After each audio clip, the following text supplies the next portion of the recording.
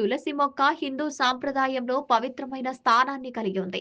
ఇది కేవలం మొక్క మాత్రమే కాదు, ఆధ్యాత్మిక ఆరోగ్య దృష్ట్యా అత్యంత ప్రాముఖ్యతను కలిగిన ఒక దైవ స్వరూపం.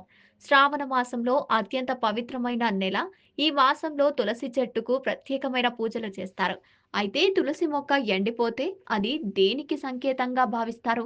శ్రావణ మాసంలో తులసి మొక్కకు సంబంధించిన ఎలాంటి పనులు తప్పక చేయాలి అనేది ఇప్పుడు చూద్దాం. ప్రతిరోజు తులసి మొక్కను పూజించడం వల్ల ఇంట్లో ఆర్థిక ఇబ్బందులు తొలగిపోయి సుఖము, సౌఖ్యము, సమృద్ధిగా ఉంటుందని హిందువులు సాంప్రదాయం. అయితే కొన్నిసార్లు తులసి మొక్క అకస్మాత్తుగా ఎండిపోవడం వల్ల మనం చూస్తూ ఉంటాము. ఇది ఏదో ఒక సంకేతాన్ని తెలియజేస్తోంది అని హిందువులు భావిస్తారు. ముఖ్యంగా శ్రావణ మాసంలో తులసి చెట్టుకు శుక్రవారంలో దశమి, ఏకాదశి రోజుల్లో పూజ చేయడం జరుగుతుంది. పూజ చేసిన తర్వాత మొక్క ఎండిపోతే అదే రోజు లేదా మరుసటి రోజు కొత్త తులసి చెట్టును మనం నాటాలి. అలా నాటడం వలన ఇంట్లో శుభానికి చిహ్నంగా హిందువులు నమ్ముతారు.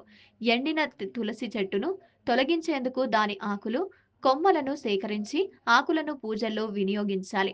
కొమ్మలను ఎండిన తర్వాత దూని లేదా ఏదైనా ఔషధ ప్రయోగాలకు ఉపయోగించాలి. శ్రావణ మాసంలో తులసి చెట్టు ఎండిపోవడం ఎటువంటి అనార్థాలు జరగకుండా ఉండటానికి కొత్త తులసి మొక్కను నాటడం, ఆ మొక్కను ఇంటికి దేవత స్వరూపంగా కొలవడం, పూజ చేయడం వల్ల తిరిగి కోల్పోయిన ఐశ్వర్యాలు, ఆనందాన్ని పొందవచ్చని కొందరు నమ్ముతారు. మరి మీ ఇంట్లో తులసి చెట్టు ఎండిపోతే బాధపడకుండా కొత్త మొక్కను నాటుకొని ఆనందాన్ని తిరిగి పొందండి.